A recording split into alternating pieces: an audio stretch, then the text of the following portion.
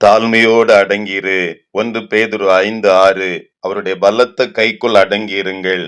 ஒரு வேலைக்காரன் வெகு தொலைவிலிருந்து தன்னுடைய எஜமான் வீட்டிற்கு தன்னுடைய தோளின் இரு பக்கத்திலும் 2 குடங்களிலே தண்ணீரை கொண்டு வந்து சேர்க்கிற வேலையை செய்து கொண்டிருந்தான்.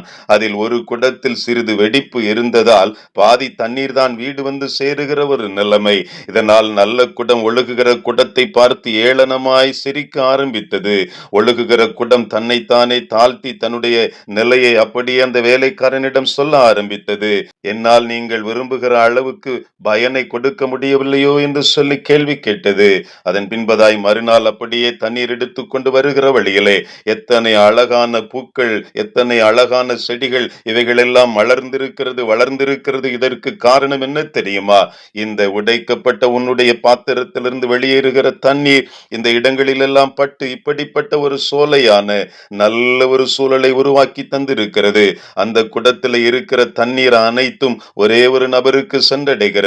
ஆனால் நீ உடைக்கப்பட்ட பாத்திரமாய் இருந்தாலும் இந்த உலகிற்கு பிரயோஜனமான பாத்திரமாய் மாறி இருக்கிறாயே.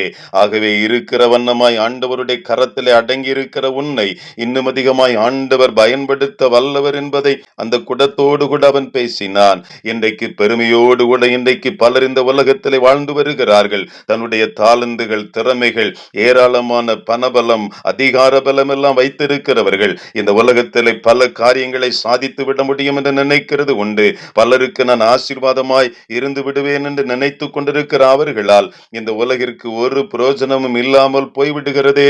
சில நேரங்களில் இந்த உடைபட்ட குடத்தை போல, கீறல் இருக்கிற இந்த குடத்தை போல இருக்கிறவர்களால் இந்த உலகம் பிரயோஜனம் அடைகிறது என்பதை மறந்து போக வேண்டாம். ஆண்டவரே, நான் இருக்கிற வண்ணமாகவே என்னை உம்முடைய கரத்திலே தருகிறேன். ஆண்டவரே, திக்குவாயும் மந்தனாவும் உள்ள மோசேயை கொண்டு ஆண்டவரே எகிப்தின் அடிமைத்தனத்திலிருந்து ஜனங்களை மீட்டெடுத்து கானானை நோக்கி அழைத்து சென்றதை நினைத்து பார்க்கிறேன்.